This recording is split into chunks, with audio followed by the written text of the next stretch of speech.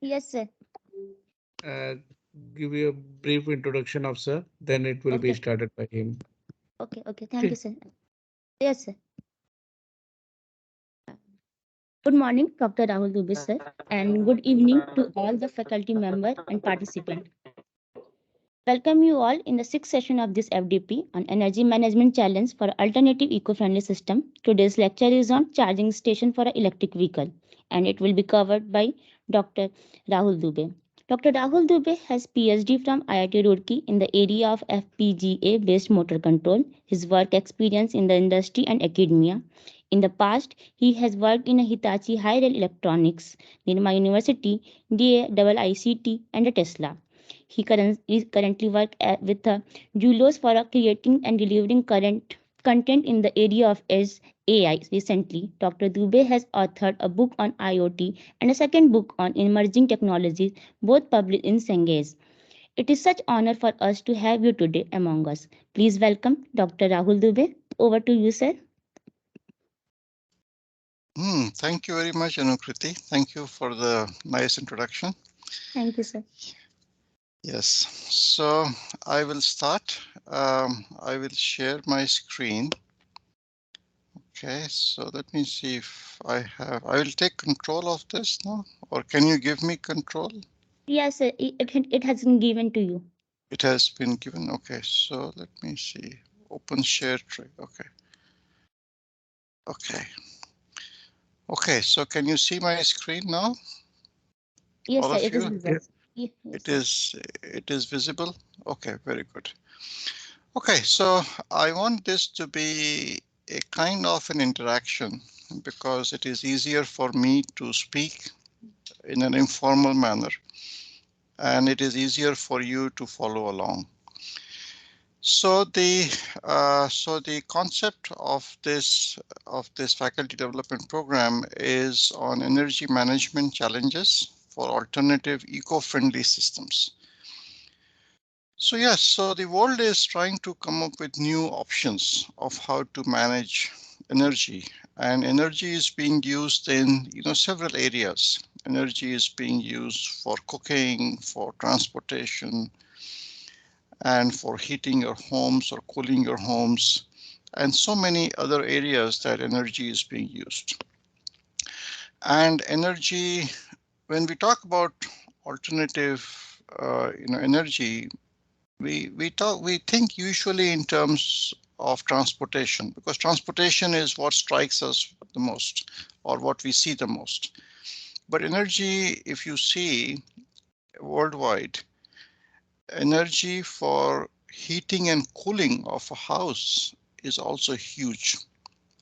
So that is something that you should keep in mind, that in the UK this time the heating cost is so high that people are not able to heat their homes because it is so expensive. So they turn off the heating system. In the summertime, across the world, air conditioners, they consume so much energy that people have, so the grid becomes overloaded because of air conditioners. So that is also a big sector where energy is being used, and especially in the bigger cities, which have become like concrete jungles. If you go to Noida or go to any place or go to China, there are so many big cities with huge populations and people earning a lot of money that all have an air conditioner installed in their homes. So that is also a big area that we will not touch, but that is something that is also a big burden or takes away a lot of energy. So in this presentation, I'll talk about something which is much simpler, something that you can relate to easily, and that is the concept of charging stations for electric vehicles. Because we now think of electric vehicles as being the next evolution of how to get rid of all the pollution because of the gasoline vehicles. Okay, to the first slide. So these are the various topics. We'll talk about the first topic of discussion is going to be alternative eco-friendly systems. And we say that electric is one, and there is a lot of argument on this. And the argument is that is electric vehicles really going to solve pollution? Because let me ask you a question. So I think I don't know if I can do a poll. I don't think I can do that, but in most countries like China and India, the energy generation is thermal based or coal based. So at one point you are generating electricity using coal. So if you see, there is really no gain because you are going to pollute using coal-based plants, and that pollution is just taking place elsewhere at some kind of remote location. So one can argue, is electrifying really serving the purpose? Because you are using coal-based plants to generate electricity, and so it is not a net gain. So that is one point of argument. But at least in the bigger cities, you don't have the pollution happening inside the cities where there are a large number of people living. The second aspect that we will talk about is energy management. How do you acquire? How do you get energy? How do you store it? And how do you dispense it? How do you basically use it? How do you put it in inside the various vehicles which are going to be using that? So now we'll talk about these aspects. And as I mentioned earlier, we are going to focus mainly on transportation. So transportation is what people think of. But as I mentioned earlier, transportation is a small segment of energy usage. There are many other areas that one has to be mindful of. Besides transportation, there are many aspects where energy is being consumed. Okay, so let me show you a brief graph. This is from again, I do not have data about India as such. So I will present to you data about USA. And don't take these numbers. These numbers are just representative to understand a broader trend. These numbers, they have no absolute meaning. Okay, so don't get too caught up in the absolute numbers. Look at the trends. Okay, so the trends are more important than the actual numbers themselves. So this is a beautiful graph. It tells you about the estimated share of US transportation energy use.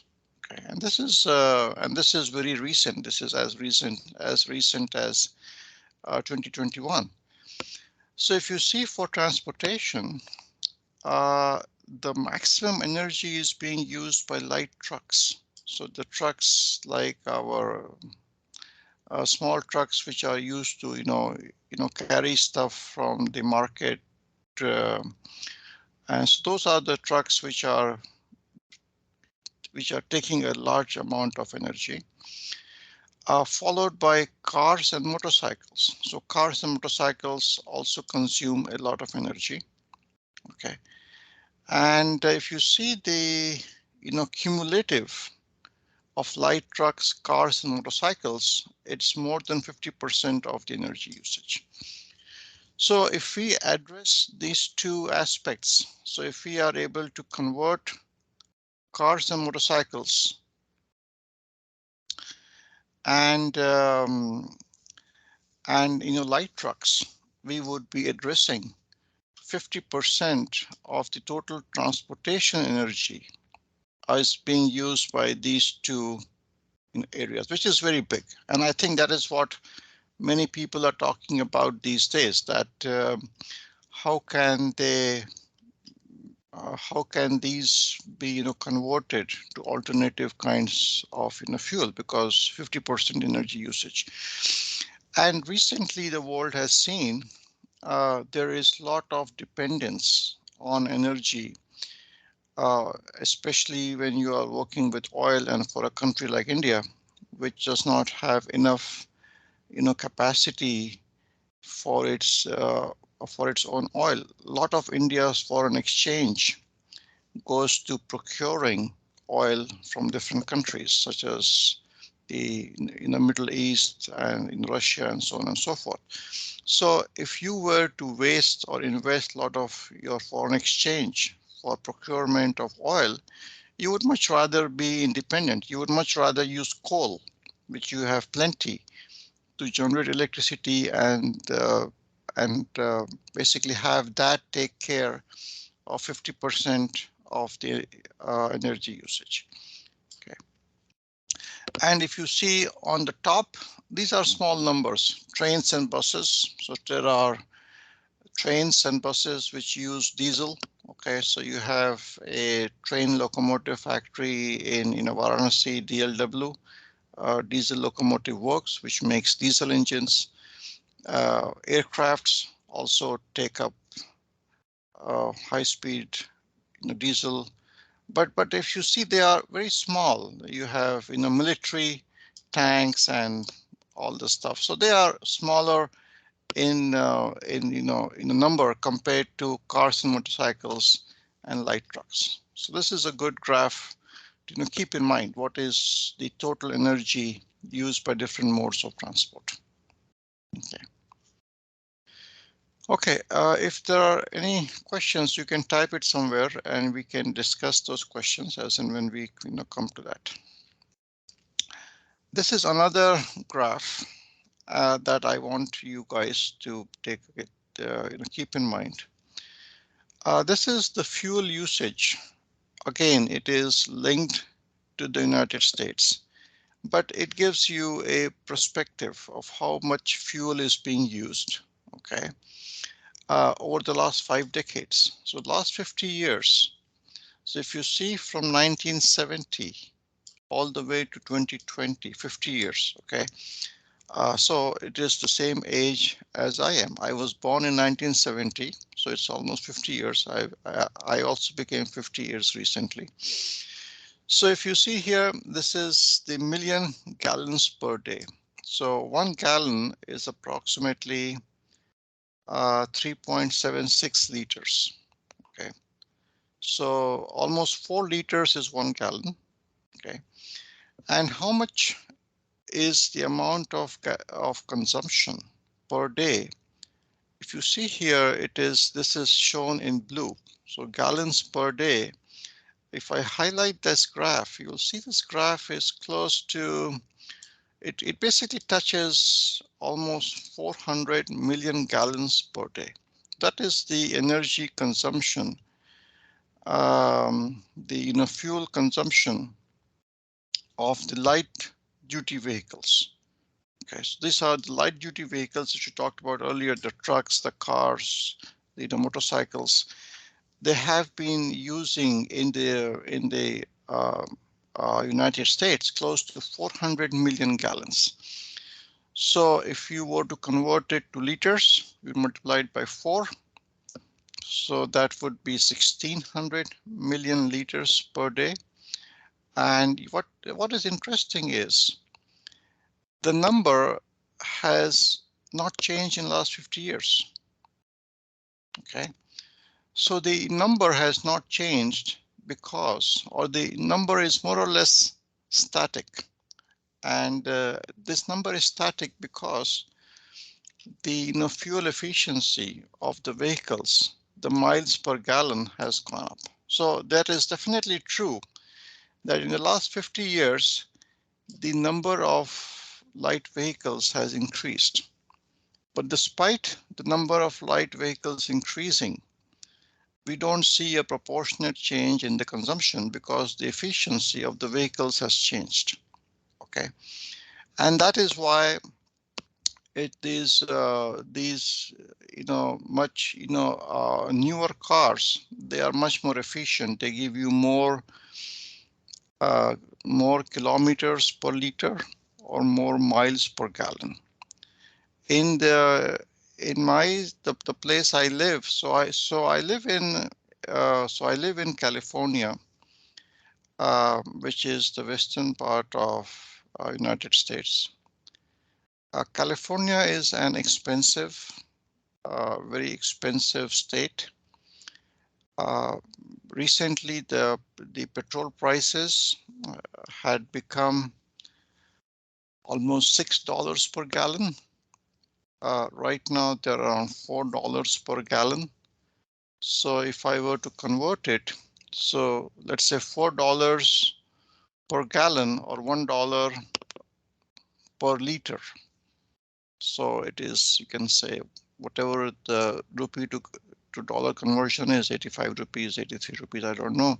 So we see 83 rupees per liter is the cost of petrol here.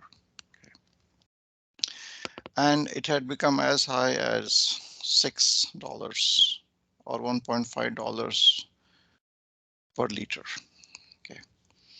So because of the efficiency of the cars, they have gone up to, let us say, 25 miles per gallon. This number has not changed much, or has stayed below 400 million gallons because of the efficiency of the vehicles. Okay. So what is the energy? Suppose you take a normal car. Okay, so you see the energy in a petrol car. Okay, so what are the numbers? Where does the energy really go? And this is very interesting, and many of us may or may not know this. So I thought, let me talk about this. Okay, so this is the interesting part. This is one has to be very. This is the engine losses is 68 to 72%. This is huge. So a lion's share of the energy is consumed or is spent in engine losses. So I think most of you may not be mechanical engineers. You may not have taken a course on internal combustion engine or IC engine. But I think it is worthwhile knowing as engineers or as faculty that the mechanical engine or the internal combustion engine is not very efficient. Okay, there are this much energy is being consumed inside the radiator, exhaust heat. There is pumping, there is friction. So the exhaust heat is a big number. So the exhaust heat itself, as you see here, is close to 58 to 62%. So there is a lot of energy which is lost. It's not converted to work. There is no meaningful work output from that energy. And in contrast, if you see the energy which is useful, the energy that you see in green is the actual energy which is useful, which is very low. It's less than 1/4. It's 16 to 25%. Okay, so out of the energy that we get from petrol, a large portion of that energy is lost as engine losses, and you get less than 1/4 to actually drive the car, to move the car. And if you see this 16 to 25% of which there is which goes as the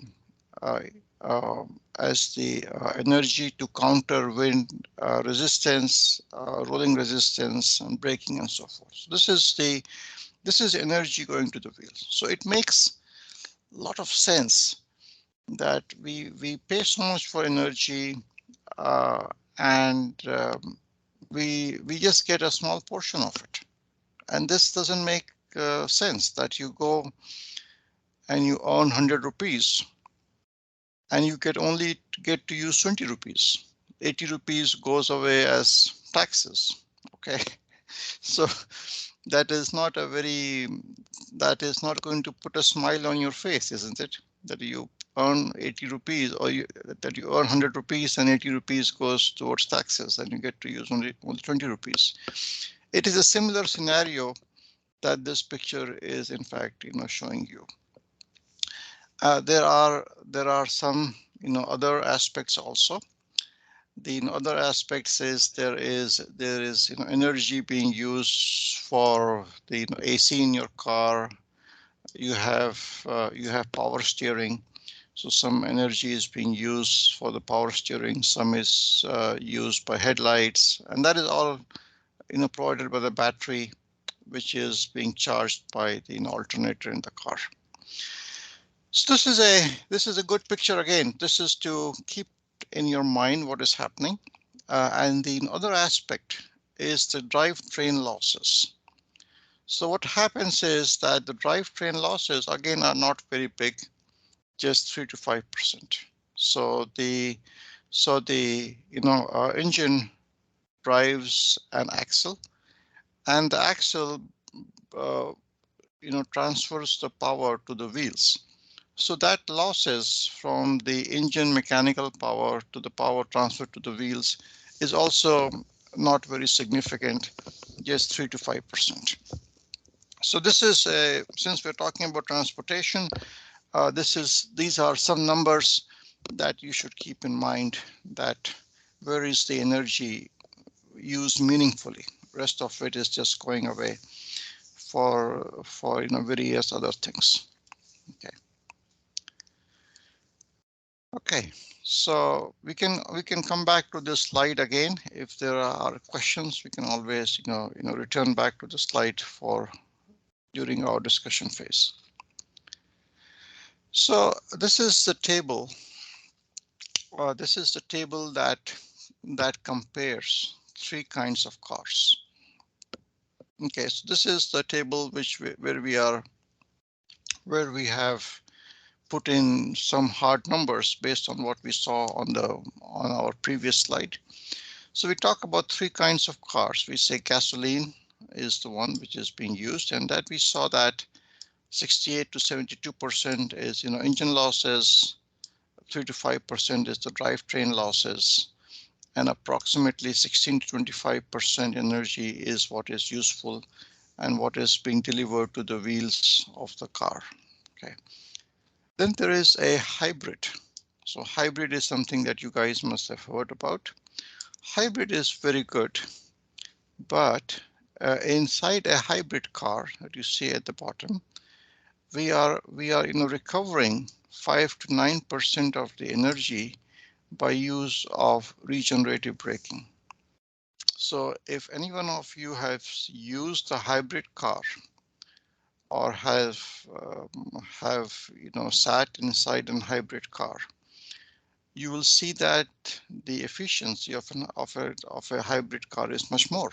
So in my case, I have used, when I go somewhere, I have sat in hybrid cars, and suppose the fuel efficiency of a normal car is, let us say, 30 miles per gallon. The fuel efficiency of hybrid may be 50 miles per gallon, which is quite good, which is almost 1.5 times, which is very good. So in a hybrid car, it basically recovers some of the braking energy by the use of regenerative braking, which gets lost as heat generated on the disc pads or the brake pads of a car. So when you brake, there is a lot of heat, and when you brake, suddenly there is a lot of heat absorption by the brake pads connected to the wheels, and that heat is going waste. So inside a hybrid car, it is able to recover that braking energy and save it to a battery inside your car. And that battery again powers some of the functions, and that increases the fuel efficiency of the car, which is very good. If we come to the case of the electric car, which we'll talk about shortly, because this is all bringing us to the question of why go electric. So I'm trying to make a case, I'm trying to tell you why electric cars are useful, because if the cars themselves are not useful, there is no point in building a charging station for them, isn't it? Because why go all through this trouble? Because all the countries in the world, they have a very good network of petrol stations. There are petrol stations every 1 kilometer or 2 kilometer. And you have to create a second parallel system of charging stations. So why go through all that trouble?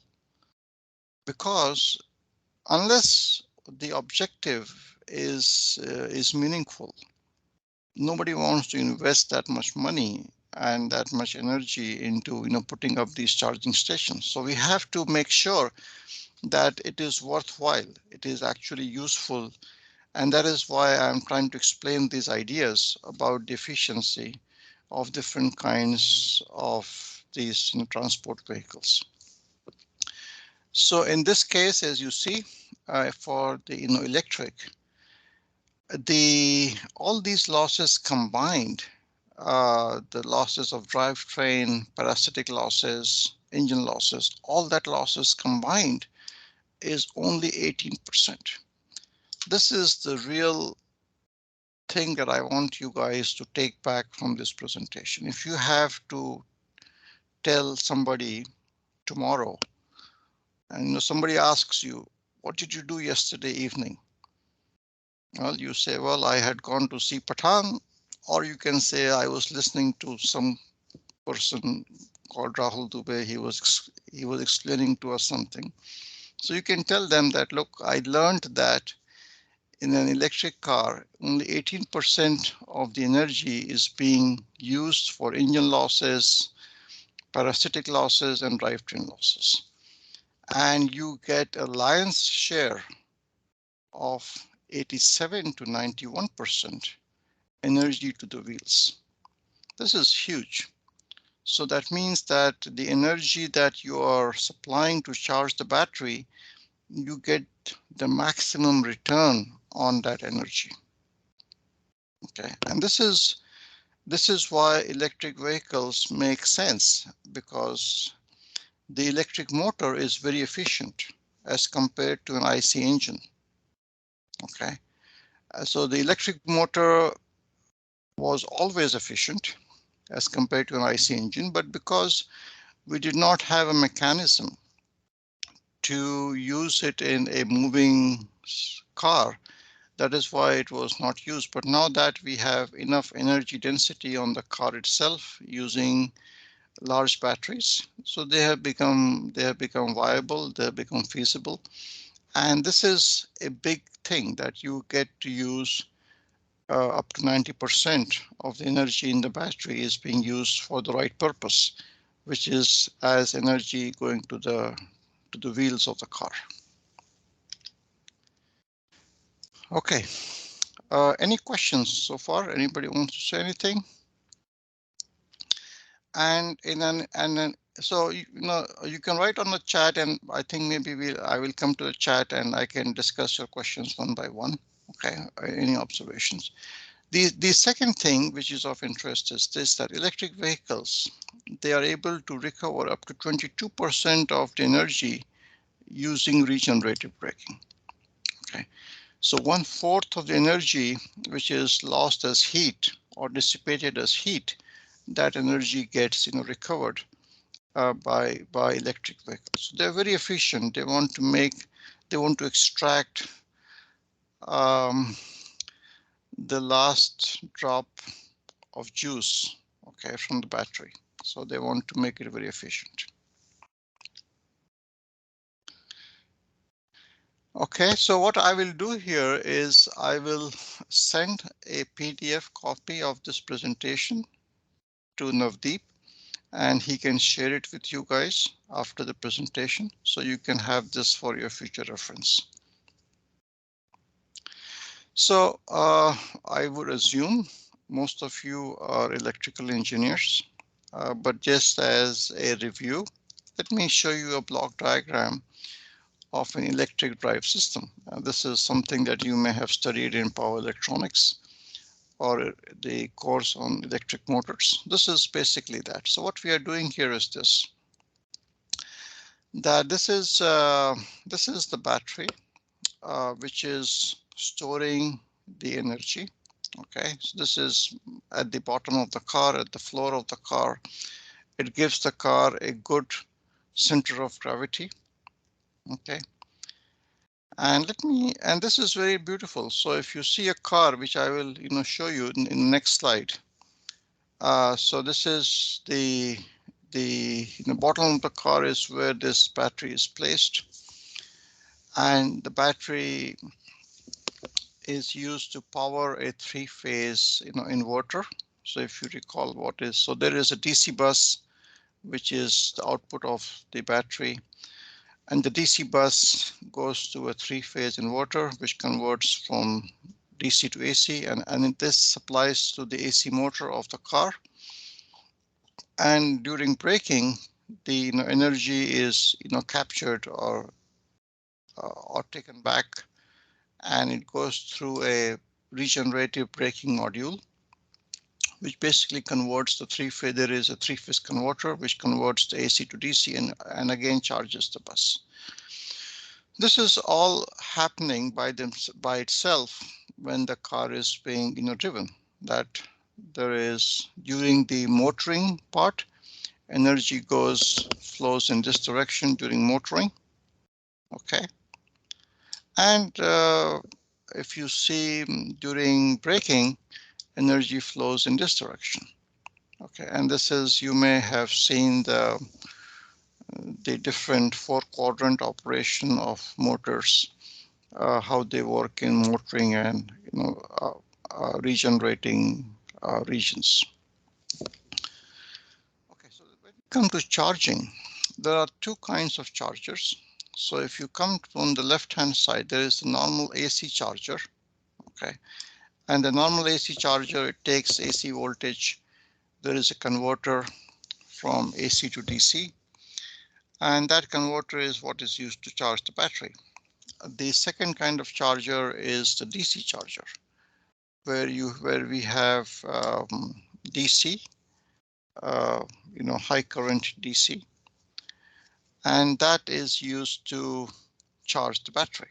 So there are two mechanisms of charging. One is AC and one is DC, and this is the full picture in your mind, that what is happening inside the car, or what are the basic components of an electric drive system. Okay, so if you take a look at the cost of batteries over the years, so if this is the most popular kind of battery today, it has the highest density, the lithium-ion battery. And the lithium-ion battery cost, and I looked this up from Wikipedia. This may not be accurate, or this may not be very recent. It is only till 2021. In 2010, it used to cost $750 US per kilowatt hour battery. Okay.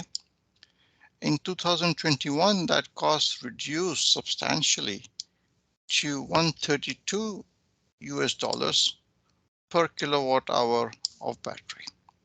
And with so many companies producing it, the cost of batteries may stabilize around this number or may come down.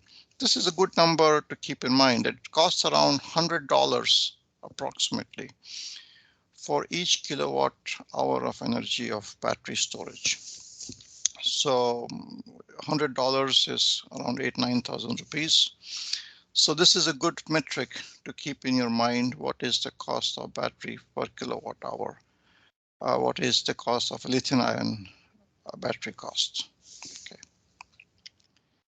This is a typographical error. This is the cost change. Yeah, this is the cost change from 2010 to 2021.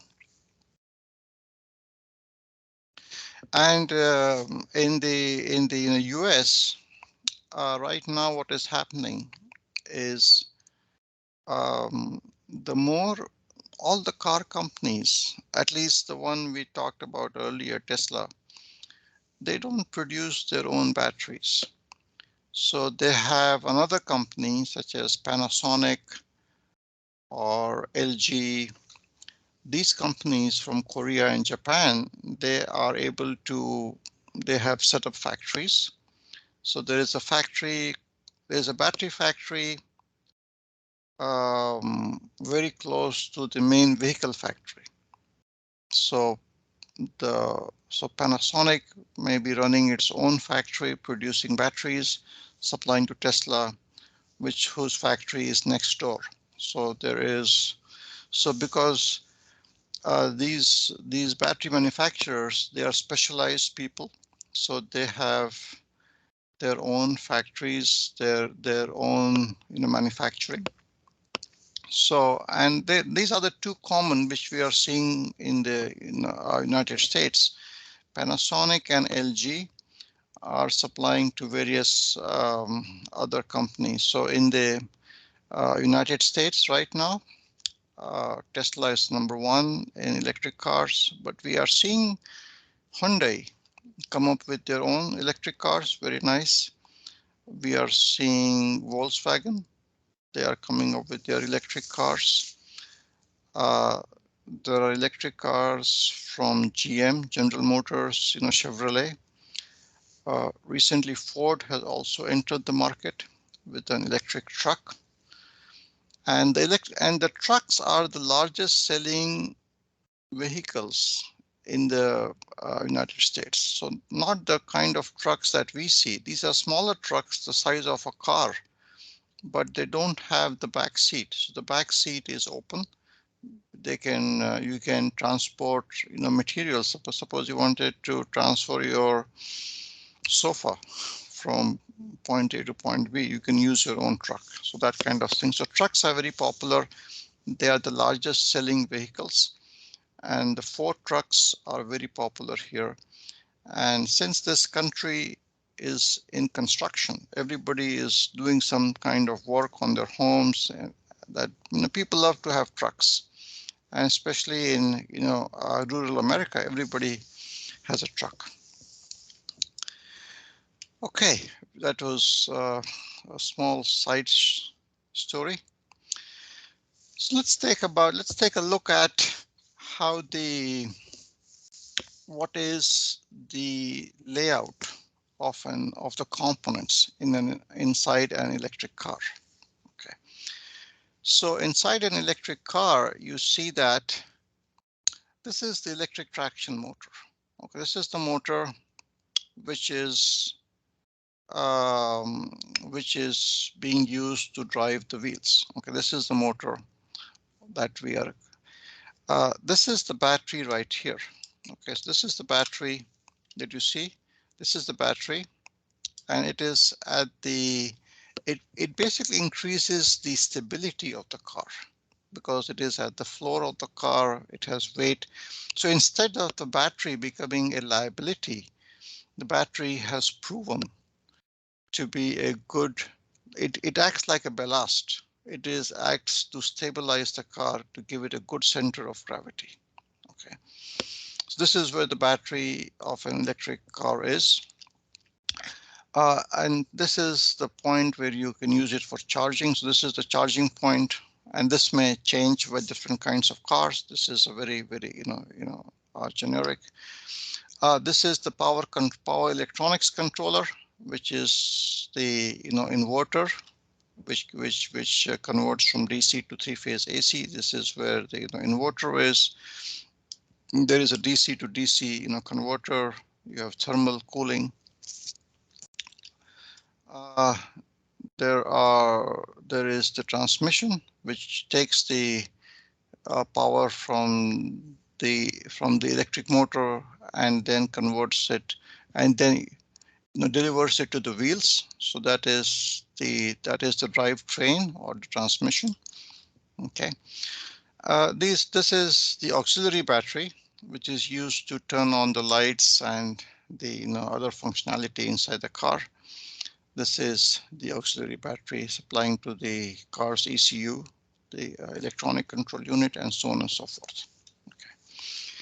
So this is a very good diagram to understand the locations of the different parts in an electric car. And so there was a very strange incident which happened in California recently, and let me talk about it very briefly. What happened is some family was going in a car, okay, and for some reason the car dropped from a cliff, from a mountain, okay, near the Pacific Ocean. So California is a state which is on the Pacific Ocean on the west coast. So somebody was driving on a highway adjoining the Pacific Ocean, and the car dropped 250 feet. So he was driving, and that person was driving an electric car, and the car dropped 250 feet, very close to the ocean. Okay, so from the road to the floor, it was 250 feet, and miraculously, all four survived. There was husband, wife, and two small children. They all survived. And people started asking, how did they survive? And they said, well, one of the reasonings that came forth was because it was an electric car that they were driving, the center of gravity was at this point here. So what happened is, let us say that, let me draw this, let me see this, let me show you what I was saying. And this could be an advantage. In some cases, it could also be a disadvantage. Let us say that this is a car right here. Maybe you guys can see me drawing the car. Okay, it's the car right here.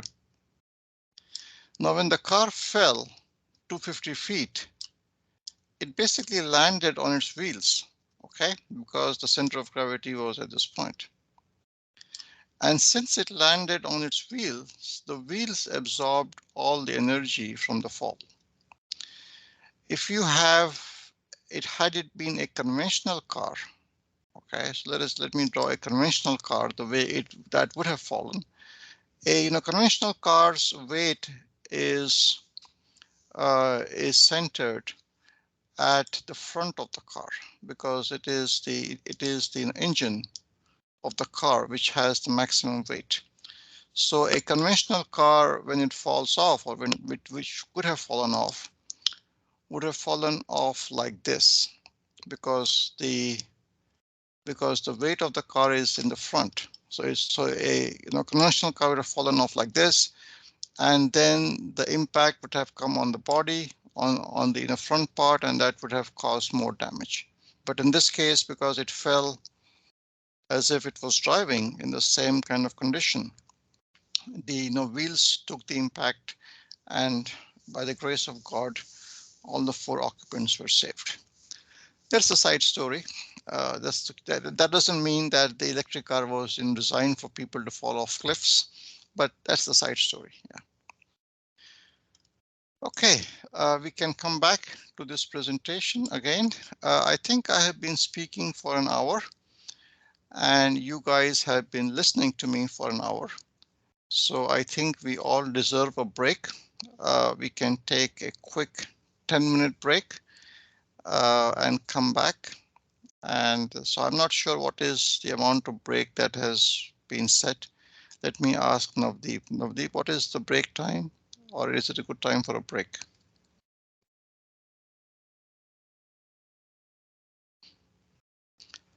So Navdeep, are you there? I think some Can have 10 minutes break. Okay, so those of you at home, you can get to eat something or basically move around, stretch your legs, take a nature break, and we come back in 10 minutes. Okay.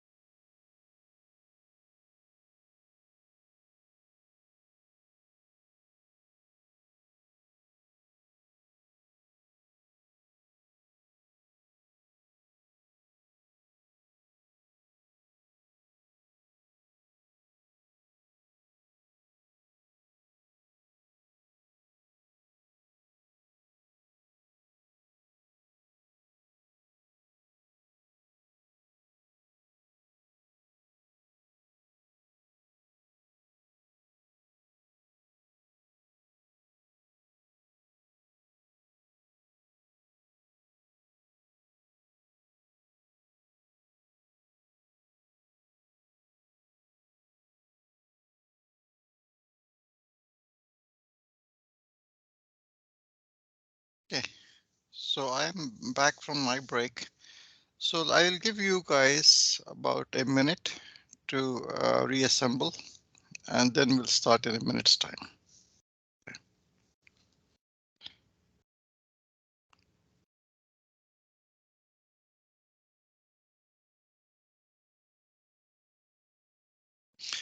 Yeah, so for me it is about 6:30 in the morning right now, 6:35.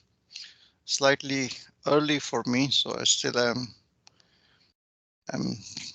I would not say sleepy, but not exactly awake also. So it's slightly early, yeah. Yes, so yes, let's get started. So most people seem to be here. I don't see the number of attendees. Maybe Navdeep, you can let me know. I can start as and when people are. No, sir. It is okay, sir. You can start now. Okay, It is thank you. okay, sir. Thank you, sir. Continue Thank the you. topic. Sure. Okay. When you need a break, sir, then it will be generalized. Okay. Okay. Okay. Thank you.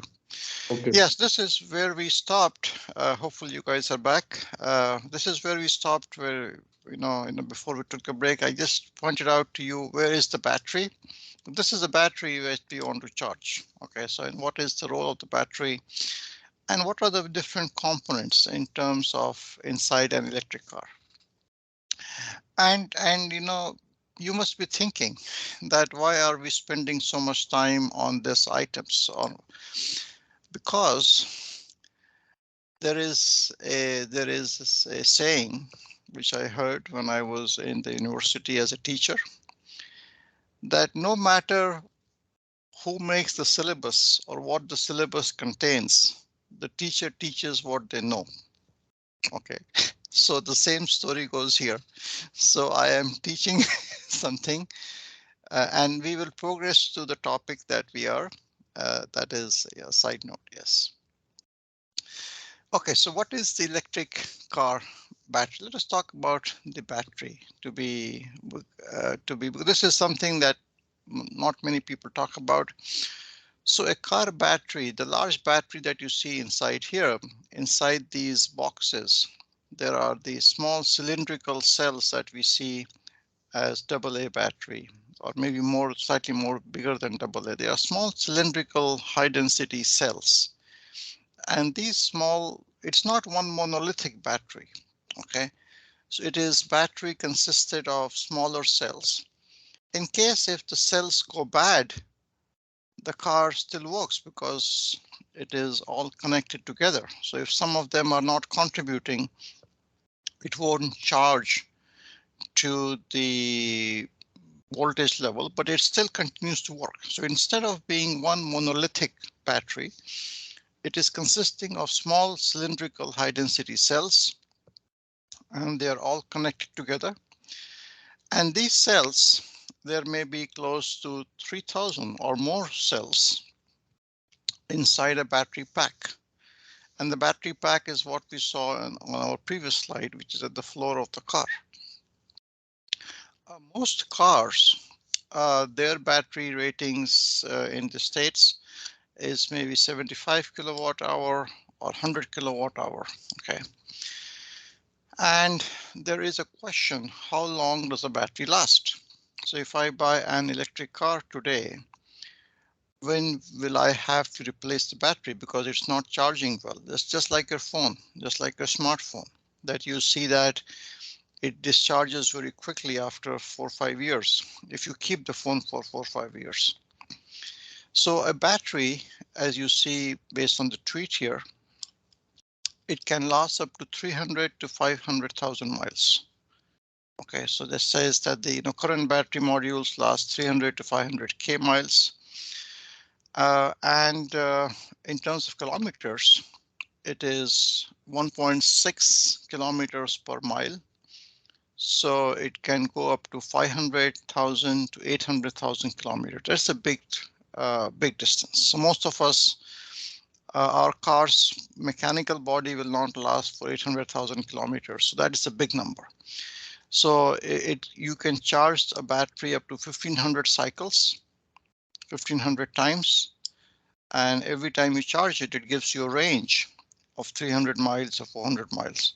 So based on that simple arithmetic, you see that the batteries are quite robust. And if you have to change a battery after 500,000 miles, the battery, some modules. So all the modules may not go back in the pack. So this is an entire battery pack. So all these modules may not go back. So this is a pack. So you don't have to change the entire pack. You may change a module which is giving you problem. And then based on how many modules you change, you have to pay for that much money. This is just a number of how much is the durability of a battery, which is a good, a good kind of, durability. And the durability of an electric motor, since Tesla has been around for a small time, it has not been used, but they say that they have tested it to 250,000 miles using a dynamometer, the 250K miles of motors operation, and the motor seems to be doing well. So you see that both the motor and the battery, they are not only are they more efficient, they're also more durable as compared to the mechanical IC engine. Okay. So this is so all this points to the fact that, yeah, it is worthwhile. We can take a look at this because the motor and the battery, if they both give you a car's life of 800,000 kilometers, that is very good. Okay. So how do you charge batteries? This comes to the main topic of our discussion, is the AC charging. How do you charge electric vehicles? So there are three kinds in the United States. Tesla, as you know, was or is the company which invested in electric cars in the biggest manner possible. So they have charging stations across the country, and they are making this investment because if they want to sell cars, they have to have adequate number of charging stations, otherwise nobody would buy their cars. So more recently, the United States government has announced that they would set up their own charging stations, or they would be government approved or government set up charging stations. Okay, so right now majority of the charging stations are Tesla, because majority of electric cars are Tesla. Okay, so the Tesla connector, as you see, the Tesla has been at the forefront of this kind of work. So all their connectors are the ones that we will talk about, because that's the one. So they have these kinds of connectors, and as people are slowly realizing that how do you standardize these different connectors so that a car from Hyundai or a car from Nissan or a car from Volkswagen electric car, they can all charge from a common charging station. You don't have to have charging station. Every company does not need to have its own charging station. So Tesla can make money since it has the largest number of charging stations. They can offer charging to other car manufacturers of their cars, and they can charge them some amount of money for charging. Okay, so this is where the standard to make the charging connectors standardized. This is a step in that direction.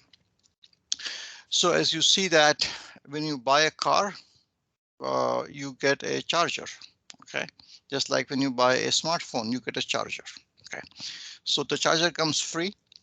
Okay, and the charger, and in the United States, the charging or the operating voltage is 120 volts. So just like in our country we have 240 volts. In the States it is 120 volts. And when you use this charger to charge, it charges very slowly. It's almost trickle charging. it's 5 miles of range per hour of charging. So 5 miles is around, let's say 7 or 8 kilometers per hour of charging. Okay, that's very slow. But this is the standard charger that you get when you purchase a car, and this is for your house. You plug the car inside the house. When you come in the evening, suppose you come home at 7 in the evening, you plug the car, it charges till 7 in the morning, 7 so 12 hours. So 12 times 5 is the miles that you will get as the range of the car. There is a second kind of charger they gave you, which works at a slightly higher voltage, higher compared to 120. It works at a slightly higher voltage, and it gives you more power, more charging power, and it gives you 25 miles per hour. Okay, which is still good. So this is what you see in public places. So in public places, if you go, and this is very common, this is the one which is very common, is you can get 25 miles per hour per 1 hour of charging. And suppose you are traveling, suppose you are going from city A to city B, and on these long freeways, they have these bigger chargers. They call them as superchargers. So superchargers, they use very high DC voltage. This is 480 volts, and they give you very fast instant charging. So these superchargers are located along highways, and they charge the vehicle up to 100 to 200 miles range per 30 minutes of charging. So you can after a 5-hour drive, you can stop at one of these superchargers. You can get yourself tea, coffee, use the restroom, buy a snack, straighten out your legs, walk some distance so that you feel better. And in that time, the car will charge again using the supercharger and give you a range of 100 to 200 miles. So just multiply these numbers by 1.6, you will get the corresponding number of kilometers. Okay, these are the 3 kinds of battery technology of these charging. So they are called as charging level 1, level 2, and level 3. Okay, so the level 3 are the superchargers. The fastest, level 1 is the slowest, which you get as standard with the car. So as you see here, this is the same things is the charging pyramid and how much time it needs for the charging to take place. So if you have very fast DC charging, it may take you 20 minutes to 30 minutes, and this is used during travel, and this is expensive. Okay, so they may charge you more because they are charging it very quickly. So you would have to pay. And I think most of the charging is paid. I don't know the numbers, but there are numbers on the internet which tells you how much is it to charge a full vehicle, how much will it cost you to charge from 0 to the full range, and how does it compare to the cost of petrol. That is something that can be looked up. I have not included that in this presentation. The second aspect is many times Tesla offers 1 or 2 years of free charging, or other companies may offer it as a gift or as a bonus that you buy now and we'll give you 1 year worth of free charging. So that is okay. Then there is the workplace charger that you go to your work, and inside the work, suppose you come to the university, your faculty, your royalty. Okay, so all faculty get to charge, so the university can set up a huge parking lot with, let's say, 100 charging stations. So the professor comes, puts their car in the charging, And when they come back after work, after 4 to 8 hours, their cars are fully charged. So that is one, the workplace charging.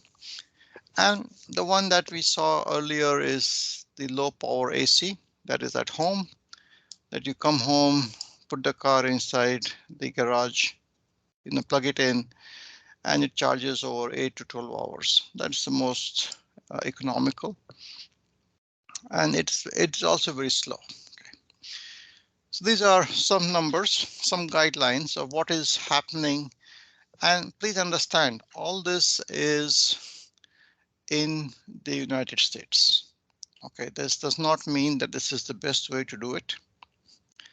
But this is what has emerged in the last, let us say, 6-7 years that Tesla has been operating. So Tesla, as I said, is its largest investor in this space, and they are, since they have, I think they have close to 3 million cars, 30 lakh cars on the streets. So 30 lakh cars is a good number, and 30 lakhs they have to set up the infrastructure, and these are the options that they have come up with. Okay, so the DC fast charging we said, which is 200 to 500 volts DC up to 350 amperes. It could give you 60 to 80 miles of range per hour, so on and so forth, that we saw on the table earlier. So I will give this presentation so you can refer it later. There is another thing which is very interesting, which I was looking at, and I'll talk about it right now, is the concept of battery swapping. So battery swapping is a new idea which has emerged in many countries, including India. And there was this article in IEEE Spectrum that you see being referenced, and I'm sure that some of you are IEEE members or you get IEEE Spectrum. So I'm sure many of you may be from Madan Mohan Malviya University.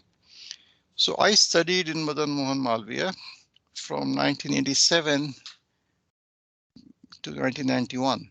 Okay. And I still remember very distinctly that in Madan Mohan Malviya, or at that time, our library, I still remember the reading room from the library. We used to get IEEE Spectrum, and we used to get many of the IEEE transactions. Even at that time, I distinctly remember reading IEEE Spectrum inside the reading room in 1987 and between that time and 1991. So I'm sure some of you may be, and this is a good magazine to read because it gives you the technology trends. And it is in this magazine that you see this article, and I think it's online also. You can go and take a look. So it talks about the idea of battery swapping. And battery swapping is where instead of charging a battery, you get a pre-charged battery at a station, and you go there, and let us say that this particular auto rickshaw that you see here has 4 battery packs. Okay, so this has 4 battery packs, and so a driver comes and he removes, or there may be a meter on the dashboard of the auto rickshaw which tells the charge of the battery. And that meter would indicate that the battery's charge is now running low. So they would go to a charging station, remove the depleted batteries which don't have charge, and insert the charged batteries from these charging stations, and the whole operation could be carried out within 5 minutes. So instead of charging for hours together, the battery swapping is a very good alternative which is emerging. And this is something which is local and which is relevant that I thought, let me talk about this. So as you see in this picture, the battery have a good handle. They are less than 10 kgs each. these battery modules are less than 10 kgs each, so that one can easily insert them and they're not too heavy to lift. And it is basically a plug and play kind of technology that you insert it and you're all set to go. Okay, so each battery may have a certain amount of charge, a certain amount of voltage, and the auto rickshaws or the scooters, they are designed to. So India is right now, I read, working on a common battery standard. So each vendor cannot have their own battery dimensions or their own voltage. So India is trying to come up with a common battery standard such that all vendors, they manufacture battery of those dimensions, of that charge rating, so that you can swap batteries very easily. And this is a good practical way to work with to basically instantly charge your batteries. You don't have to worry about that you have to wait somewhere for 3 hours, 4 hours, because just like you go to a petrol station and you basically fill up petrol in your car or scooter, which is in 5 minutes, the same kind of thing you can do with batteries. Okay. So there are lots of companies, as you see, Honda in this case is working on this battery swapping technology. There is another company which you guys, I would recommend you take a look at. It is called as Sun Mobility. It is, I think, based in Bangalore, and it is run by a gentleman. I think his name is Chetan Mani, and he is the person who designed India's first electric car, Reva. Okay, so those of you who follow this, he was the man who designed and built India's first electric car. Some of you may have even seen that electric car, very small compact car. And then he, I think, sold it to Mahindra, maybe, or to some company. He then sold his electric car company, local from Bangalore. It didn't sell many. I think it just sold in thousands, not in lakhs. And then he formed this company called as Sun Mobility. So Sun Mobility is a company you can go and look up on the internet. It is offering swappable battery as a service. So they have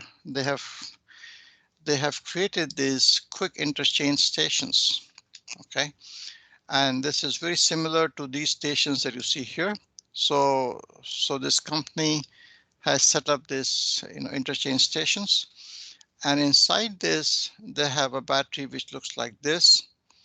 As I said, it is all lightweight lithium-ion batteries. That is the one that is being used. So you can stop by one of these quick interchange stations. You can take out the battery from your scooter or auto rickshaw, and you can do a swap.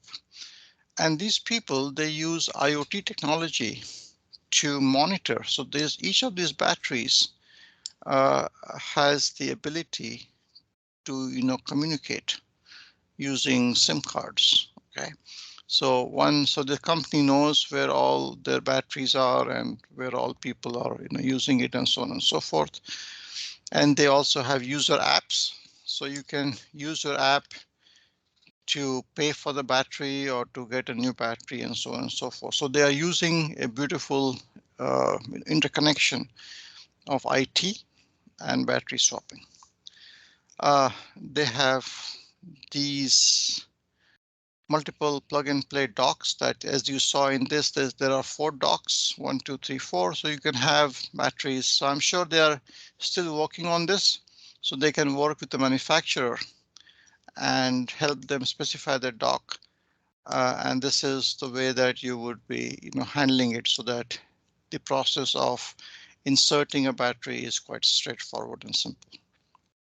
This is a local company in India, and the interesting thing is they also have, this is interesting. I'm not sure how much how many places they're doing this, but this took me by surprise, is they have also support battery swapping for buses, because buses are huge. So earlier when I was reading somewhere that even Tesla was thinking of battery swapping, but then they realized the battery capacities are big and swapping would be quite tedious. So they decided that it's best that the battery is there and not go with swapping. But this company also has the ability, and they have a video on their website that I would encourage you to go and see, is they have a station where a bus can come in and the bus's batteries could be swapped in 3 minutes. That is quite interesting. And so it not only works for smaller vehicles, but it seems that they're also looking at larger vehicles. And these are the different buses, they say, 9 meter, 11 meter, AC, non-AC, high floor, low floor. So that means that they would have to put in lots of batteries to meet the, energy requirement of the batteries of the bus. But it seems it is feasible. This is what they're saying.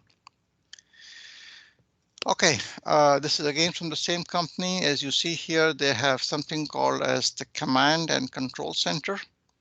And this gives them a dashboard and it tells them where all there are vehicles.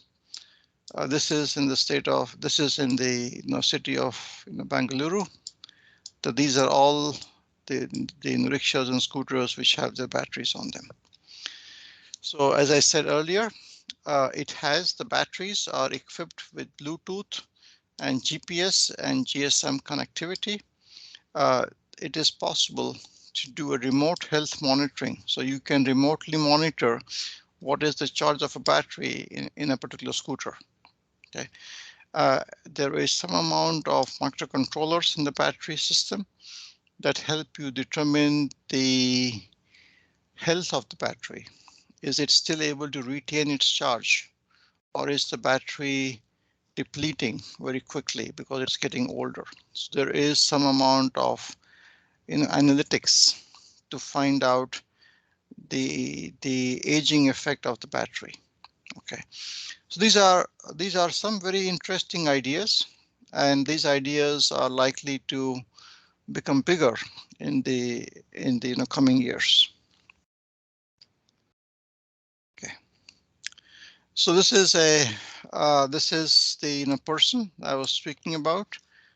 His name is Chetan Mani, and he's the founder of this company, Sun Mobility, which makes these swappable battery stations and offers swapping battery as a service. And as I said, he is the creator of India's first electric car.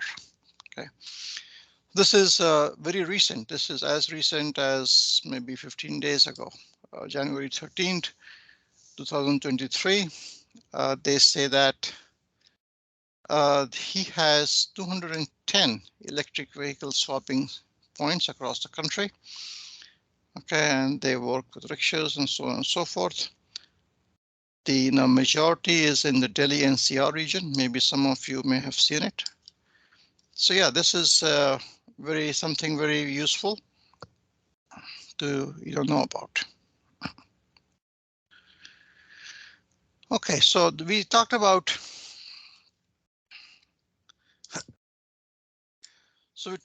all the good stuff about electric vehicles. So what are the concerns? What are not so good things about electric vehicles? Is the first thing that people are talking about is how do you procure the raw material for batteries? Because many of these raw materials are in very poor countries. So people are using that poor countries as forced labor, and lot of humanitarian concerns about procuring the raw material. And there is a lot of talk that many countries are trying to control the supply chain of battery raw material, because they see that this is the next, this is going to be the next area where they have to be there. So people accuse China of going into countries and buying these big mines, which are producing the raw materials. The second very important and interesting area of concern is this, that there have been times in the United States that an electric car crashes and catches fire. Okay. And when an electric car catches fire, if a normal car catches fire, and this is again, this is not for all, this is just, these are some numbers from case to case. A normal car catches fire, it takes around 500 gallons to extinguish the fire. Okay. And when an electric car catches fire, the firefighters have reported in some incidents up to 12,000 gallons of water is needed to extinguish the fire when an electric car catches fire. So it is about 30 to 40 times more at times. Okay. About the amount of water being used. This is very, because the battery is, it goes into an uncontrolled manner, which is goes, and it's very difficult to put out that fire. So this is something that one has to be aware about, that when you have these high density batteries, which have high density power packed, there are a lot of safety, but when a crash takes place, all the systems break. And this is where the firefighters have found it takes more water to extinguish or douse a fire, which has been created by an electric battery based car. And the other concern about is that when your battery goes bad, how do you dispose that of? Or is there still, in fact, this case is a very beautiful topic. If after, let us say, 800,000 miles or 800,000 kilometers, if the car's battery loses its efficiency, so is there a way to rejuvenate the battery?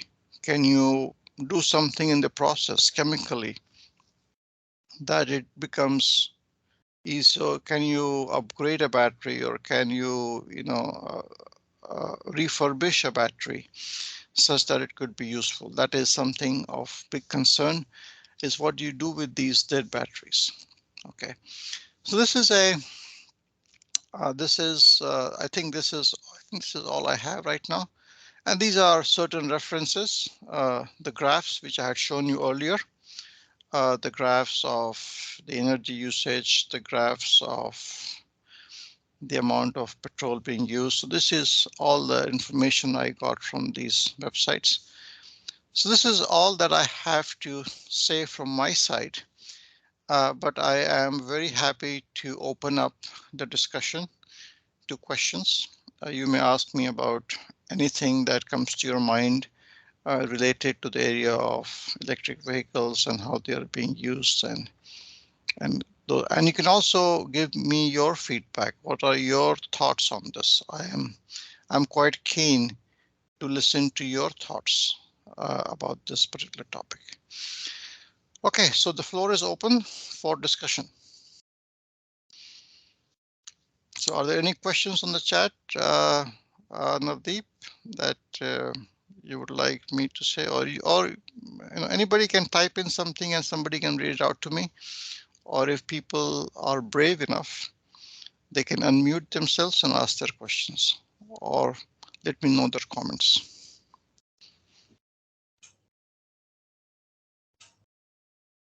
Dear participant, if you have any query or question, please ask and also write in your chat box.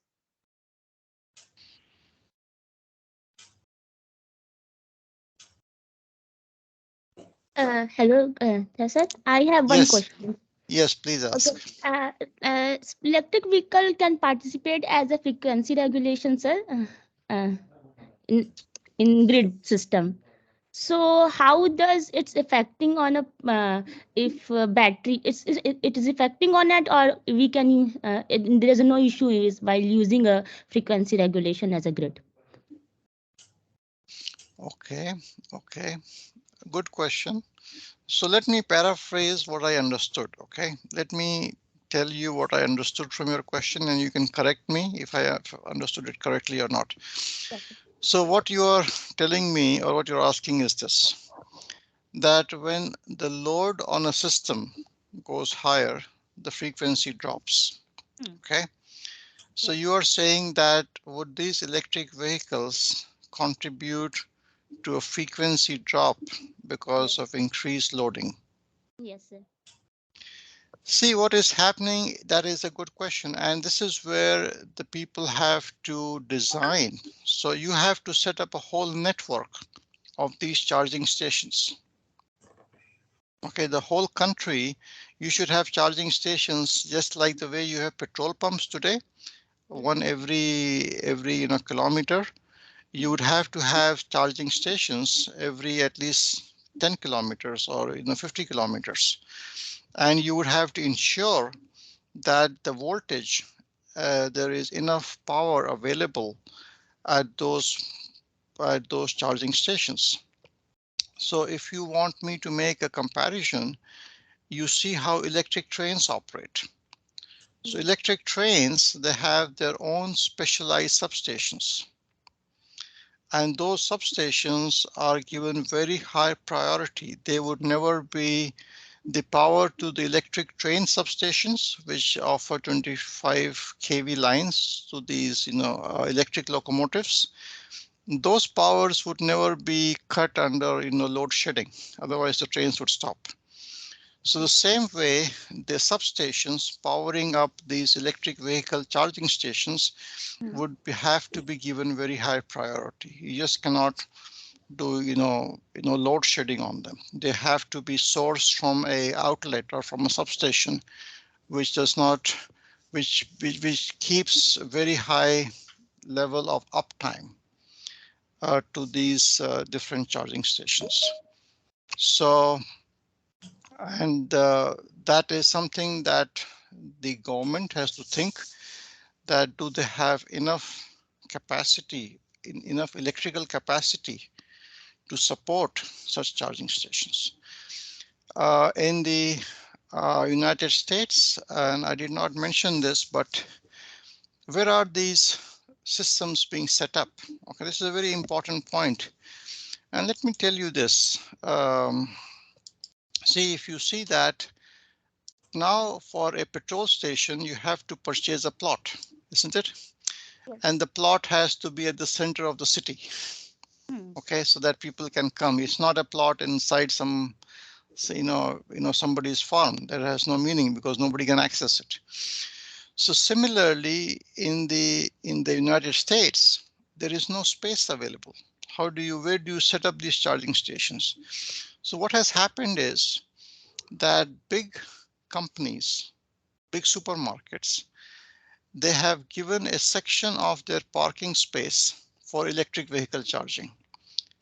So they say that, well, we have a big parking lot. So they said, Tesla, why don't you come and set up your charging station in our parking lot? So there is a company called as Target. You can look it up. Target is a big retail shop, and Target has allowed Tesla to set up charging stations. And what Target benefits is the people who are waiting for the cars to charge, they don't sit inside the car. They go inside Target and end up buying stuff from Target. So that is why Target, encourages. And there are many other businesses who have offered this electric charging on their premises with the hope that customers would walk into their shops. Yeah, so that's a good question. It is the government to make sure that there is enough electrical capacity to supply to these charging stations without causing the grid to suffer because of that. Thank you, sir. Just like the electric trains, yeah. Thank you, sir. Okay. Any other questions? That was a good question to ask. Yes, go ahead. Sir, also I have a question. Sir, how electric vehicle is in perfectly charging condition on MATLAB simulation? Okay, so I didn't get the last part. Could you please repeat yourself slowly? Sir, I have a question. Sir, how to know electric vehicle is in perfectly charging condition on MATLAB simulink? MATLAB Simulink. Yes. Okay. So you are creating a battery model of some kind? Yes, sir. Okay, so the model, I have not worked with MATLAB Simulink, but I think the model itself, you can access the model parameters, whatever model that you've created for the battery, and you can, based on the model of the battery, you can see whether it is giving you, it has charged or not. Yes, sir. So I don't know the exact code. Maybe MATLAB may have some pre-built blocks. You can start with that. But inside an actual car, inside a real car, they have on the dashboard, they continuously tell you what is the charge left on the battery and how much distance you can travel with that remaining charge. So yes. But I don't have an exact answer for determining this in a MATLAB Simulink environment.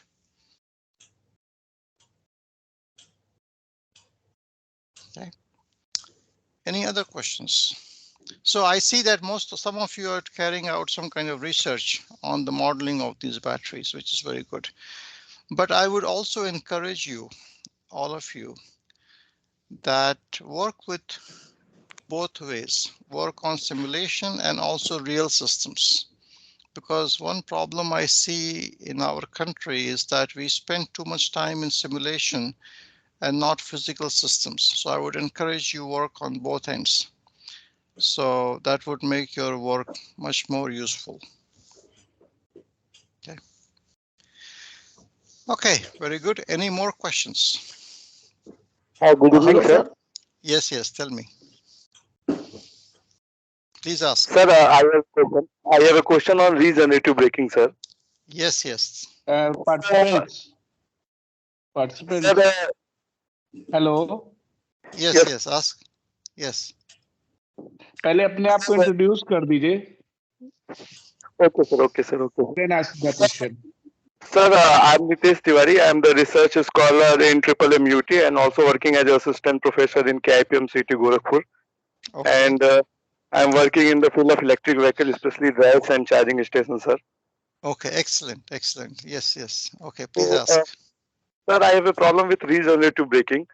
Number of literature is available in the regenerative braking, but manufacturer will not adopt such kind of technology. So, sir, my question is that what is the problem going on with regenerative braking in real system, and how we can, mitigate these problems?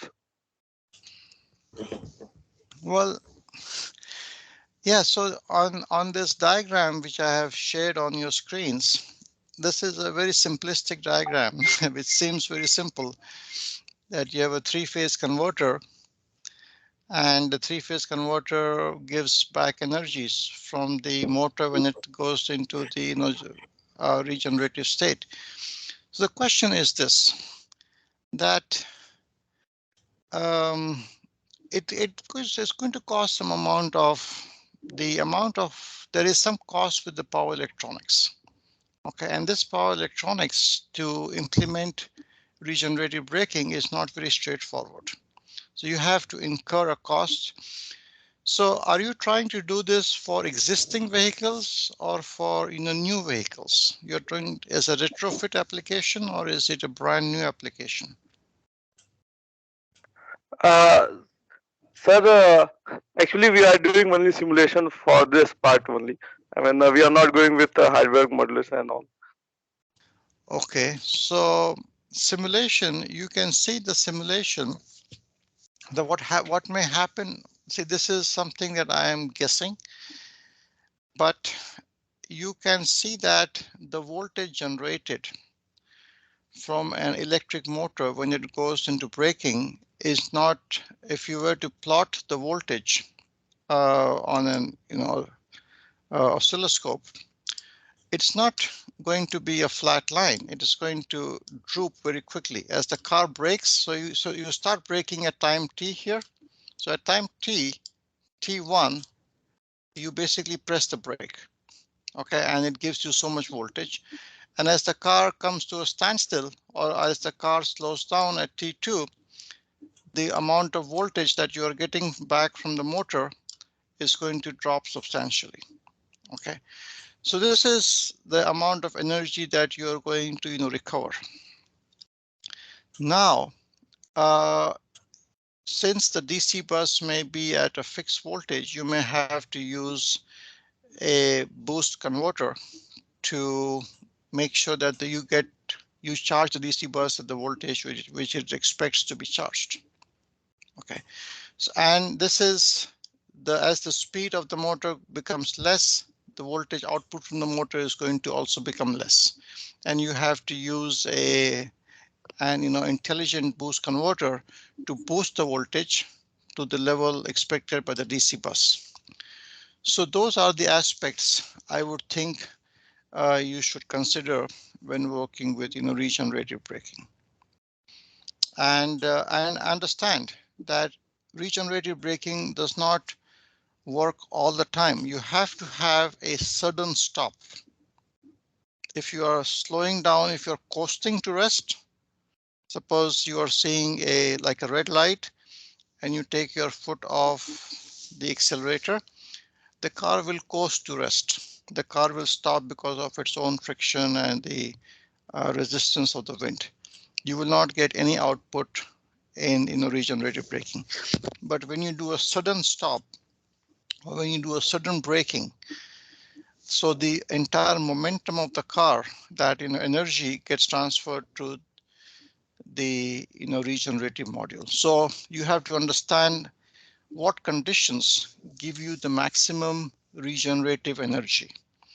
And it is the sudden stops that will give you the maximum regenerative energy. If you don't have the sudden stops modeled in, you will get very minuscule, very small quantity of regenerative energy, which may be meaninless. So people would say, why install this highly complex system?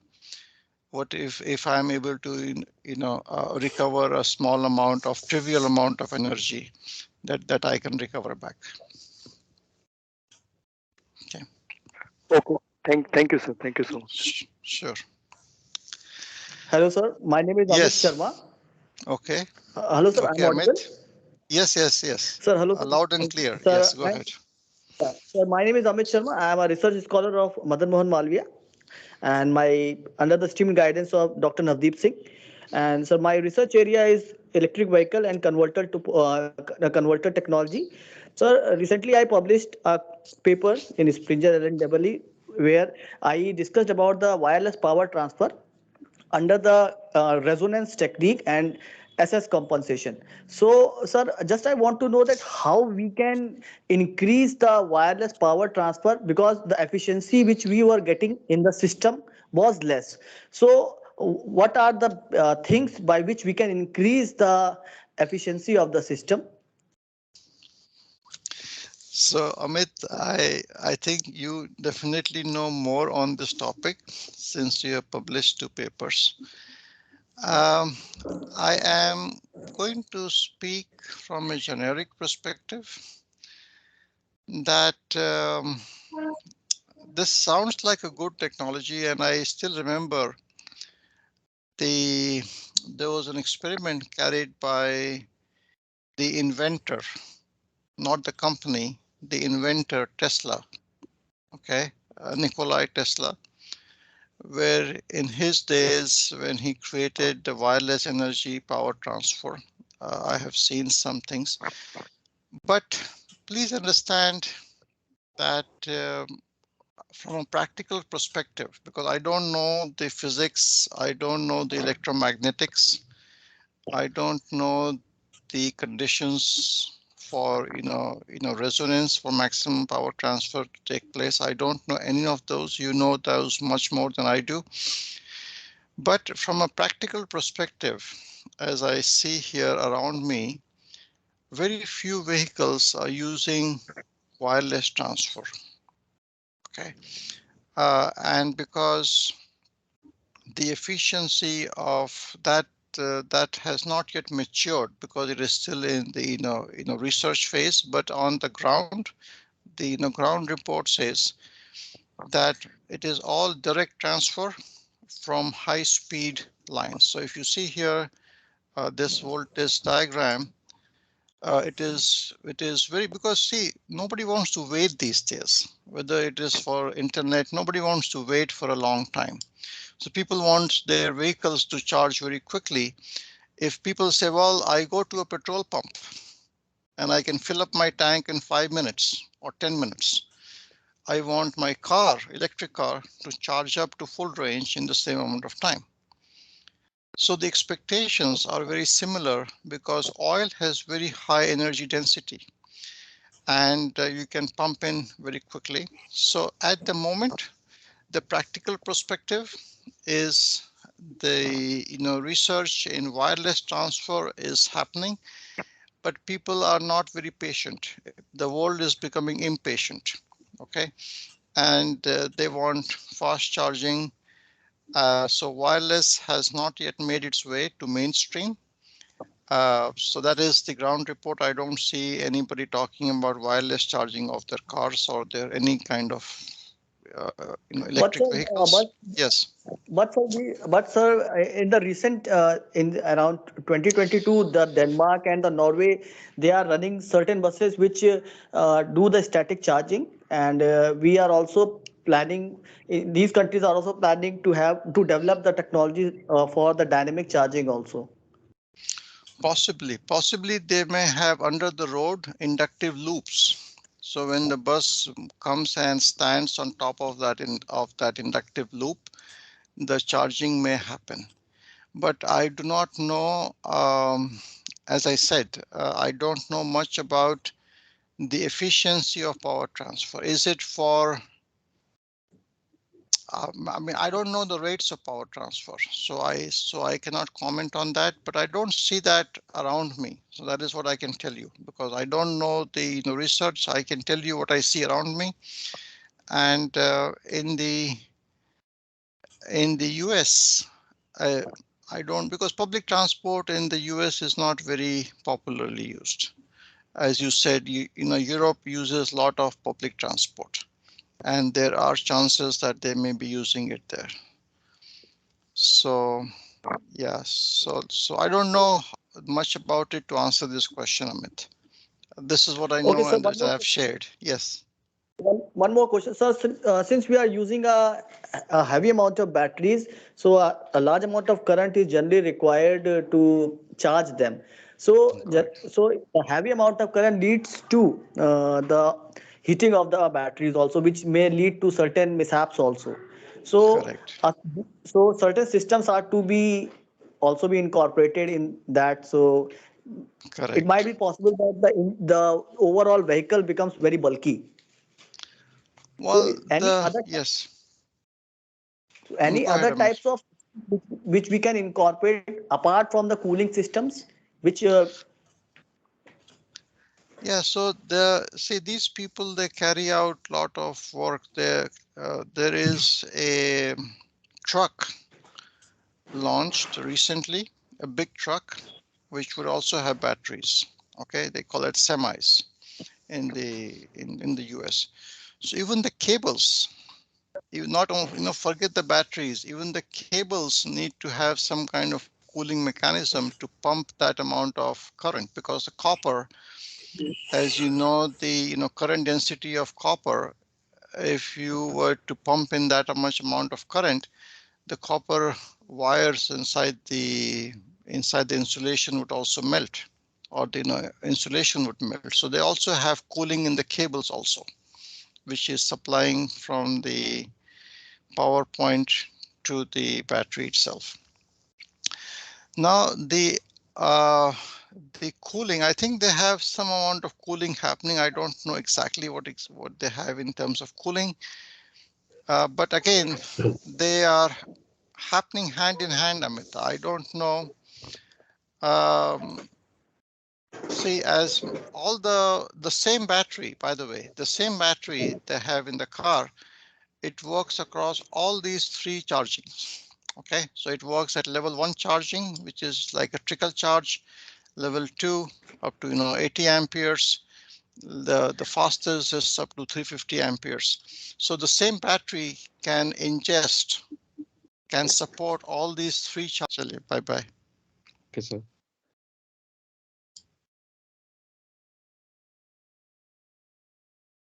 Thank you all the speakers, faculty member and participant and audience for making this FTP successful online. So I am inviting to head of the department for saying something about the online session. Sir?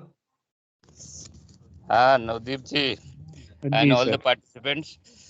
So I'm very happy to say that though this was a very new concept started by ATAL Academy, and I think you all should agree that this is the very good step, and we should give in our feedback so that because I found this was the most so far in last 2 3 even in the COVID session when we were bound to conduct online, but this time it was not like that. Even then we have gone for this type of the practice.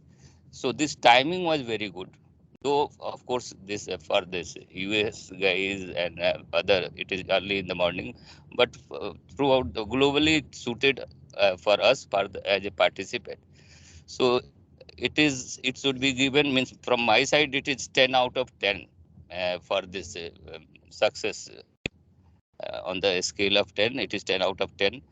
1 week online session, all session were very good, all speakers were very good, competent, and today it was the best out of the बजने ठीक वाला sir. होगा. It is मतलब evening time, so मतलब good night to all of you. फिर बात करते हैं next time. ठीक है? Okay, sir. Thank you, sir, चलिए, bye for bye. a Thank you. wonderful Bye bye. session. Thank you. Okay, Bye. sir. And I will send you the PDF of my presentation if you want to share with the participants. मैं आपको भेज दूंगा नवदीप. ठीक है? Okay, sir. Thank you, sir. Thanks a lot, sir.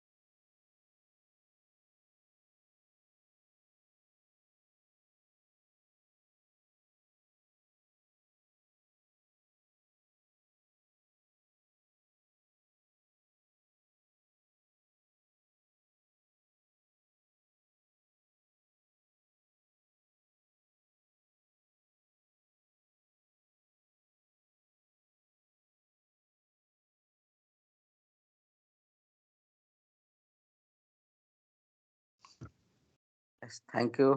Have a nice day.